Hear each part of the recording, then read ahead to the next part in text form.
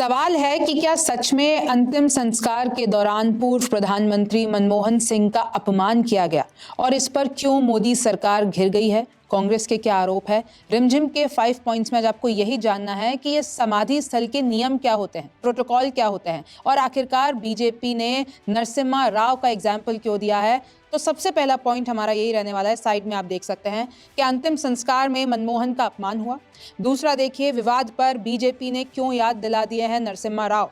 तीसरा देखिए, कांग्रेस के क्या आरोप हैं और अंतिम संस्कार में आखिरकार क्या क्या हुआ और कैसे राहुल गांधी की रोने वाली वीडियो अभी तक भी एक वायरल कर रही है। चौथा देखिए, देश में किन नेताओं की समाधि बनाई जाती है, इसके पीछे के नियम क्या हैं और प्रोटोकॉल क्या कहते हैं। और पांचवा देखिए कि देश में पूर्व प्रधानमंत्रियों की समाधियां आखिर कहां कहां बनी हुई हैं और किसकी क्यों नहीं बनी है और वजह क्या रही है। नमस्ते, मेरा नाम रिमझिम जेठानी है और आप रिमझिम के 5 पॉइंट्स देख रहे हैं। सबसे पहला पॉइंट हमारा ये रहने वाला है कि क्या सच में अंतिम संस्कार के दौरान मनमोहन सिंह का अपमान हुआ है। तो देखिए, 28 दिसंबर वो तारीख तकरीबन 11:15 बजे दिल्ली में निगम बोध घाट पर पूरा का पूरा अंतिम संस्कार किया गया पूर्व पीएम मनमोहन सिंह का।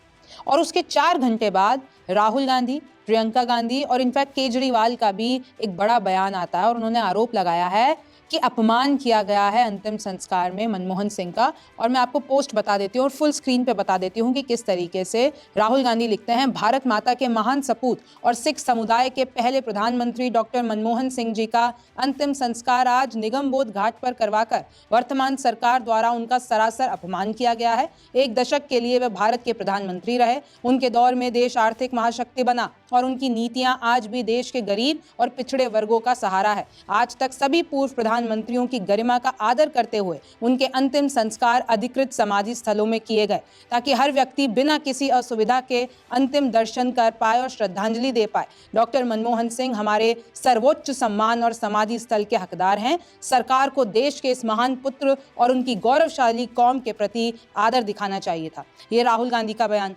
प्रियंका गांधी ने भी यही लिखा है कि देखिए कि किस तरीके से पूर्व प्रधानमंत्री डॉक्टर मनमोहन सिंह जी के अंतिम संस्कार के लिए यथोचित स्थान न उपलब्ध कराकर सरकार ने पूर्व प्रधानमंत्री के पद की गरिमा, मनमोहन सिंह जी की शख्सियत, उनकी विरासत और खुददार सिख समुदाय के साथ न्याय नहीं किया। अरविंद केजरीवाल ने भी लिखा कि सिख समाज से आने वाले पूरी दुनिया में ख्याति प्राप्त 10 वर्ष भारत के प्रधानमंत्री रहे डॉक्टर मनमोहन सिंह जी के अंतिम संस्कार और समाधि के लिए बीजेपी सरकार 1000 गज जमीन भी ना दे सकी। इस तरीके से आप देख सकते हैं, नवजोत सिंह सिद्धू का भी मैं आपको बयान दिखा रही हूँ। पूरा लेटर लिखा है कि किस तरीके से उनको समाधि स्थल ना देकर पूरा का पूरा आरोप जो लगाया है केंद्र सरकार के ऊपर कि ऐसी उम्मीद नहीं थी। केंद्र सरकार को एक पत्र भी लिखा गया कांग्रेस अध्यक्ष खरगे के द्वारा, आप ये देख सकते हैं, और उनका अनुरोध था कि उनको पूरा का पूरा समाधि स्थल जो है वहीं उनकी अंतिम संस्कार किया जाए जहां पर उनकी समाधि बने। आप देख सकते हैं सुखबीर सिंह बादल ने भी लिखा है किस तरीके से केंद्र को ये बोला है और कड़ी निंदा की है कि ये सब ना करके पूरा का पूरा जो आप पहले प्रधानमंत्रियों के साथ करते हुए आए हो कि किस तरीके से वही समाधि बनाई गई है जहां पर अंतिम संस्कार हुआ। लेकिन कैसे जो ओनली मेंबर थे सिख कम्युनिटी के, जो कि प्राइम मिनिस्टर बने, बीजेपी गवर्नमेंट ने ये पार्शियलिटी की है, ये बायसनेस दिखाई है।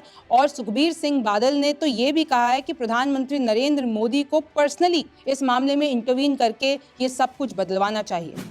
तो देखिए किस तरीके से विपक्ष ने एक साथ मिलकर मोदी सरकार के खिलाफ इस मुद्दे पर आवाज उठाई है। खड़गे ने 27 दिसंबर को ही पत्र लिख दिया था कि संस्कार उसी जगह पर हो जहां स्मारक बन सके। और इनफैक्ट जो मनमोहन सिंह जी की पत्नी है गुरशरण कौर, उनकी भी यही मांग थी। और प्रियंका का सुझाव ये था कि भाई यहाँ तो शक्ति स्थल जो कि इंदिरा गांधी का स्मारक है या फिर वीर भूमि जो कि राजीव गांधी का स्मारक है उसके पास स्मारक बना दिया जाए मनमोहन सिंह जी का भी। और देखिए इस पर केंद्र सरकार ने क्या जवाब दिया। केंद्र सरकार ने बोला कि देखिए स्मारक दिल्ली में बनेगा, हम लोग उचित जगह की तलाश कर रहे हैं और इसके लिए पूरा ट्रस्ट बनाएंगे, इसके लिए हमें थोड़ा वक्त लगेगा और वो जो समय है हम चाह रहे हैं। देखिए किस तरीके से ये बताया गया है कि कांग्रेस पूर्व पीएम वाजपेयी का संस्कार राष्ट्रीय स्मृति स्थल राजघाट पर हुआ। ये बोला गया कि किस तरीके से कांग्रेस के आरोप है कि जब अटल बिहारी वाजपेयी की बात थी तब तो मोदी सरकार ने पूरा का पूरा जो अंतिम संस्कार था राष्ट्रीय स्मृति स्थल राजघाट पर किया।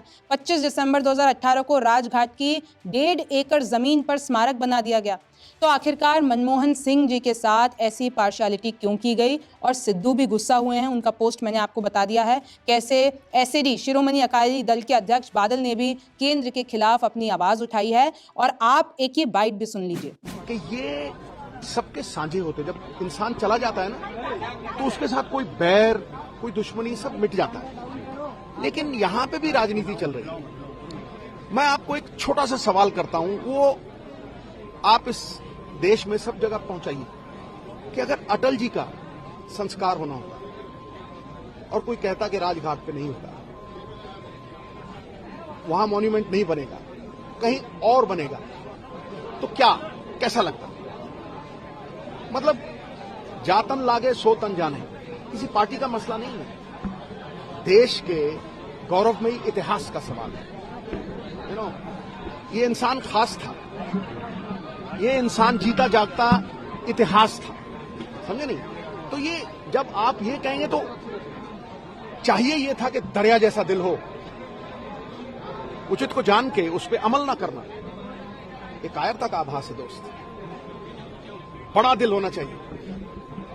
लेकिन अगर शरीर 100 किलो का हो और दिल चिड़िया का हो, फिर ऐसा होता है। Thank you.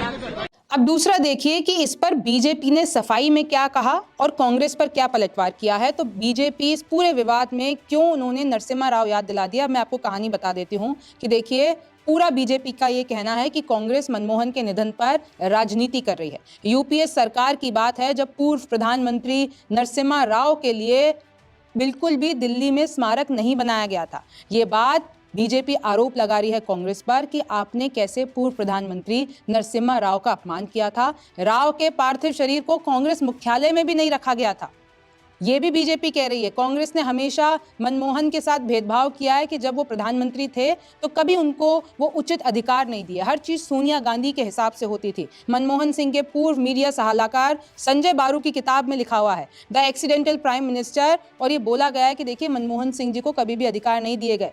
पीएमओ की जितनी भी फाइल्स हैं वो पहले सोनिया गांधी के घर 10 जनपद पे जाती थी, उसके बाद सारी चीजें कही जाती थी, और जितने भी वफादार लोग थे पार्टी में वो पहले सोनिया गांधी के वफादार थे, बाद में प्रधानमंत्री मनमोहन सिंह के वफादार थे। ये पूरा किताब में लिखा हुआ है। यूपीए सरकार में मंत्री रहे नटवर सिंह कहते हैं, उनकी आत्मकथा है one life is not enough में, और उन्होंने भी सेम बात रिपीट की है।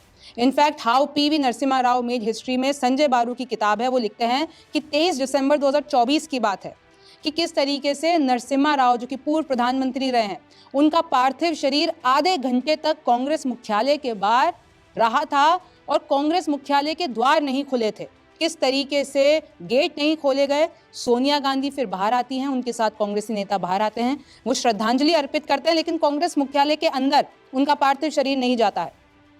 और जैसे ही वो लोग बाहर आके श्रद्धांजलि देते हैं, वहीं बाहर से ही उनका शरीर, उनका जो शव है वो भेज दिया जाता है हैदराबाद, जो उनका होम टाउन है, और वहां पर पूरा दाह संस्कार होता है। तो देखिए, how PV Narasimha Rao transform India, ये किताब है, उसमें नरसिम्हा राव के बेटे प्रभाकर के हवाले से ये बात बताई गई है कि सोनिया गांधी चाहती नहीं थी कि पीवी नरसिम्हा राव का दिल्ली में स्मारक बने, और वो ये भी नहीं चाहती थी कि किस तरीके से अंतिम संस्कार वहीं पर हो। तो देखिए, इस तरीके से आरोप और किताबों के साक्ष्य लेकर ये एक दूसरे के ऊपर आरोप लगाए जाते हैं। 10 साल बाद फिर जब केंद्र सरकार में मोदी सरकार आई, तो देखिए 10 साल बाद 2015 में मोदी सरकार ने पीवी नरसिम्हा राव का स्मारक बनवाया, एकता स्थल समाधि। 2024 में भारत रत्न से भी सम्मानित किया गया पीवी नरसिम्हा राव को। अब तीसरा पॉइंट देखिए कि आखिरकार कांग्रेस ने और क्या क्या आरोप लगाए हैं बीजेपी के ऊपर। पवन खेड़ा का एक बहुत लंबा सारा पोस्ट है, और आखिरकार अंतिम संस्कार में क्या क्या हुआ। तो पहले मैं पवन खेड़ा का वो आपको पोस्ट बताऊं, आप ये राहुल गांधी की वीडियो देखिए कि किस तरीके से उनकी रोने वाली वीडियो पूरे दिन सोशल मीडिया पर अभी तक भी वायरल है। किस तरीके से लोग कह रहे हैं कि देखिए, एक बेटे की तरह राहुल गांधी ने फर्ज निभाया है, कंधा दिया है मनमोहन सिंह को और उनके परिवार वालों को, चाहे वो उनकी बीवी हो, चाहे वो उनकी, मैं आपको बता दूं, बेटी हो, उनको संभालते हुए दिखे राहुल गांधी। और किस तरीके से पूरे दिन ऐसे भावुक कर देने वाली तस्वीरें सामने आई, आप ये साइड में देख सकते हैं। और अब इसके बाद मैं आपको एक और चीज़ बता दूं, पवन खेड़ा के आरोपों के बाद भी अब देखिए संबित पात्रा ने भी बयान देते हुए पलटवार किया है कांग्रेस के ऊपर, और इनफैक्ट नरसिम्हा राव के भाई की भी एक बाइट आई है जिस तरीके से उन्होंने कांग्रेस पर आरोप लगाए हैं, ये सारी चीज़ें अब आप आगे देखिए। और मैं आपको पहले पवन खेड़ा का ये पोस्ट बता देती हूँ, फुल स्क्रीन में दिखा देती हूँ। डॉक्टर मनमोहन सिंह के राजकीय अंतिम संस्कार में असम्मान और कुप्रबंध का चौंकाने वाला प्रदर्शन हुआ। दूरदर्शन को छोड़कर किसी भी समाचार एजेंसी को अनुमति नहीं दी गई। डीडी ने मोदी और शाह पर ध्यान केंद्रित किया। डॉक्टर सिंह के परिवार को बमुश्किल ही कवर किया। डॉक्टर सिंह के परिवार के लिए केवल 3 कुर्सियां सामने की पंक्ति में रखी गई। कांग्रेस नेताओं को उनकी बेटियों और अन्य परिवार के सदस्यों के लिए सीटों की व्यवस्था के लिए जद्दोजहद करनी पड़ी। राष्ट्रीय ध्वज को उनकी विधवा को सौंपे जाने या गार्ड ऑफ ऑनर के दौरान प्रधानमंत्री और मंत्रियों ने खड़े होने की जहमत नहीं उठाई। अंतिम संस्कार की चिता के आसपास परिवार को पर्याप्त स्थान नहीं दिया गया, क्योंकि एक और सैनिकों ने जगह घेर रखी थी। जनता को अंदर आने से रोका गया और वह बाहर से ही कार्यक्रम को देखने पर मजबूर रही। अमित शाह के काफिले ने शव यात्रा को बाधित कर दिया, जिससे परिवार की गाड़ियां बाहर रह गईं। गेट बंद कर दिया गया और परिवार के सदस्यों को ढूंढकर वापस अंदर लाना पड़ा। अंतिम संस्कार की रस्में निभाने वाले पोतों को चिता तक पहुंचने के लिए जगह के लिए संघर्ष करना पड़ा। विदेशी राजनयिकों को कहीं और बिठाया गया और वे नजर नहीं आए। हैरानी की बात यह रही कि जब भूटान के राजा खड़े हुए तो प्रधानमंत्री खड़े नहीं हुए। पूरे अंतिम संस्कार स्थल को इतनी खराब तरीके से व्यवस्थित किया गया कि शव यात्रा में भाग लेने वाले कई लोगों के लिए कोई जगह नहीं बची। इस महान राजनेता के साथ किए इस अपमानजनक व्यवहार से सरकार की प्राथमिकताओं और लोकतांत्रिक मूल्यों के प्रति उसकी असंवेदनशीलता उजागर होती है। डॉक्टर सिंह गरिमा के पात्र थे, न कि शर्मनाक दृश्य के। इस तरीके से पवन खेड़ा ने आरोप लगाए हैं। अब आगे देखिए और आप बाइट सुनिए कि बीजेपी का क्या पलटवार है। मेमोरियल चाहते हैं, स्वाभाविक है। एक मेमोरियल बनाने का एक प्रोसीजर भी होता है, एक तरीका भी होता है। लैंड एक्वायर करना पड़ता है, एक ट्रस्ट बनाना पड़ता है। जब तक कि हम ये प्रोसीजर कर रहे हैं तब तक संस्कार का काम, क्रीमेशन इत्यादि, क्योंकि यह इंतजार नहीं कर सकती है। You proceed with the same, आप वो आगे लेकर चलिए और हम मेमोरियल बनाने का काम आगे बढ़ाते हैं।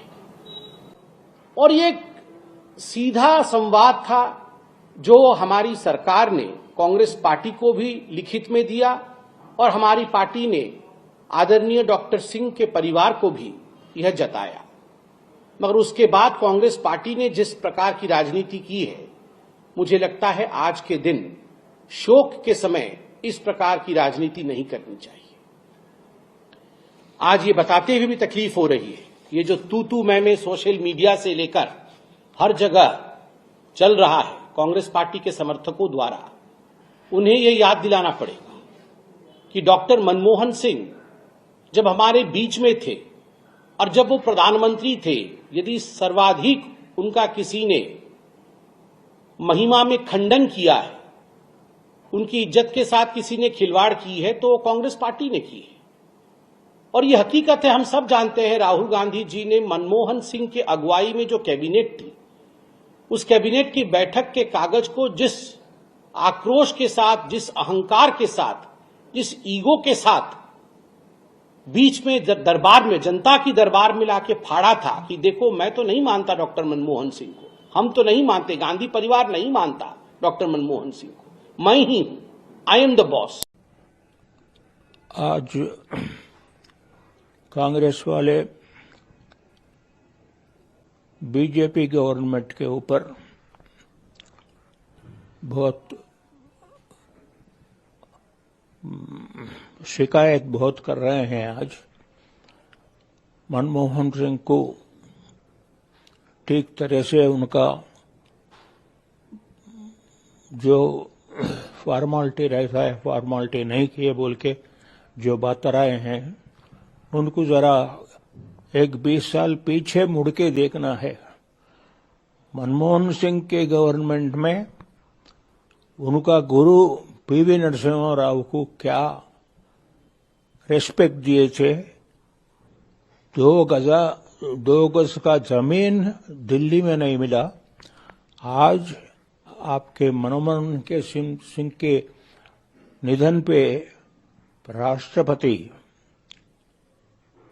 प्राइम मिनिस्टर, वाइस प्रेसिडेंट और पूरा कैबिनेट, ऑलमोस्ट कैबिनेट आके वहां बैठ के पूरा कार्यक्रम देख के गए हैं। उस दिन पीवी नरसिम्हा राव को कहाँ कौन आए थे? आपका सोनिया गांधी भी नहीं आए उस जमाने में। क्या था को सोनिया गांधी को कोई पावर था क्या? एआईसीसी का प्रेसिडेंट होगा ज्यादा होते। उनको कांग्रेस का प्राइम मिनिस्टर का निधन हुए तो हैदराबाद तक नहीं आ सकते क्या? पूरे देश नहीं घूम रहे हैं क्या? अब चौथा देखिए, हम कुछ नियम प्रोटोकॉल की बात कर लेते हैं कि देश में किन नेताओं की समाधि बनाई जाती है, प्रोटोकॉल क्या कहता है। तो देखिए, देश में 4 कैटेगरी के लोगों की समाधियां बनती है। सबसे पहले है भारत के राष्ट्रपति, दूसरे नंबर पर भारत के प्रधानमंत्री, तीसरे हैं भारत के उप प्रधानमंत्री, चौथे हैं अन्य राष्ट्रीय महत्व के व्यक्ति। और देखिए, इकलौते राष्ट्रपिता महात्मा गांधी है जिनके इकलौते नेता हैं जिनकी समाधि राजघाट पर बनाई गई थी। केंद्र की जिम्मेदारी होती है समाधि बनवाना, उसका ख्याल रखना, उसके लिए बजट पास कराना और उसका पूरा का पूरा जितना भी उस पर खर्चा होता है करना, अलग से बजट दिया जाता है। कोई खास इस पे कानून तो नहीं है, लेकिन एक प्रथा बन गई है, एक प्रोटोकॉल है और 4 मंत्रालयों की मंजूरी मिलती है इस पूरे काम के लिए कि भाई संस्कृति मंत्रालय, शहरी मामलों के मंत्रालय, गृह मंत्रालय, दिल्ली विकास प्राधिकरण की आपको डीडीए से भी फाइल जाती है कि आपको ज़मीन लेनी पड़ेगी, फिर उसके बाद उधर कंस्ट्रक्शन होगा, फिर उसके बाद उसकी देखरेख की जाएगी। तो ये सारा प्रोसेस होता है और देखिए राजघाट क्षेत्र समिति भी इस पूरे प्रोसेस में इन्वॉल्व होती है। आगे देखिए, अंत्येष्टि वाली जगह पर ही समाधि बनाने का कोई संवैधानिक नियम नहीं है, लेकिन इतने सालों से ये प्रथा बनती आई है कि भाई आप कहें कि कानून के हिसाब से मोदी सरकार ने काम नहीं किया तो संविधान में कहीं लिखा हुआ नहीं है और ऐसा कोई लॉ नहीं है इसके पीछे, लेकिन एक प्रथा है जो हमेशा से निभाई गई है, चाहे फिर वो नेहरू हो, चाहे वो इंदिरा गांधी हो, चाहे वो राजीव गांधी हो, चाहे वो अटल बिहारी वाजपेयी हो। जहां पर उनका अंतिम संस्कार हुआ वहीं पे ही उनका समाधि स्थल है। और मैं आपको एक और चीज़ बता दूं, 2013 में यूपीए सरकार यानी मनमोहन सिंह एक नया नीति लेकर आए थे। उसमें यह था कि देखिए राजघाट परिसर में समाधि स्थल बनाने के लिए नीति में बदलाव किया गया था और नई नीति ये कहती थी कि समाधि स्थलों का निर्माण सिर्फ वीवीआईपी और राष्ट्रीय योगदान देने वाले नेताओं के लिए किया जाएगा। और यूपीए सरकार ने ये कहा था कि देखिए हमारे पास इनफ ज़मीन नहीं है कि हम हर किसी के लिए समाधि बना दें, तो हम सेलेक्ट करेंगे अपने हिसाब से कि किनकी समाधि बनाई जाए और किनकी नहीं बनाई जाए। और अब 5वां पॉइंट देख लीजिए कि किस तरीके से देश के पूर्व प्रधानमंत्रियों की समाधियाँ कहाँ कहाँ हैं। तो मैं आपको बता देती हूँ, भारत के 10 पूर्व प्रधानमंत्रियों के समाधि स्थल हैं। मोरारजी देसाई एकमात्र प्रधानमंत्री हैं जिनका स्मारक दिल्ली में ना होकर अहमदाबाद में है। और जो 7वें प्रधानमंत्री हमारे थे वीपी सिंह, उनका समाधि स्थल आज तक नहीं बनवाया गया है। और देखिए मैं आपको तस्वीरें बता देती हूँ।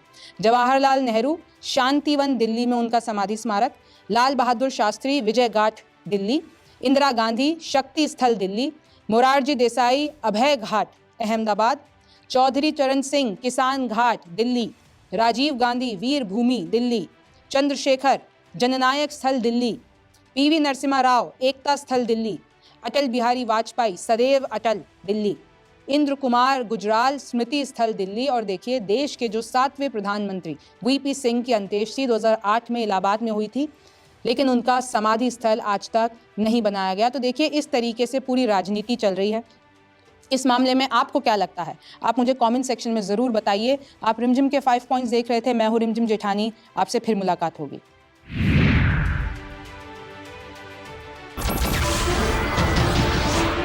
नमस्कार, मैं हूं मानक गुप्ता।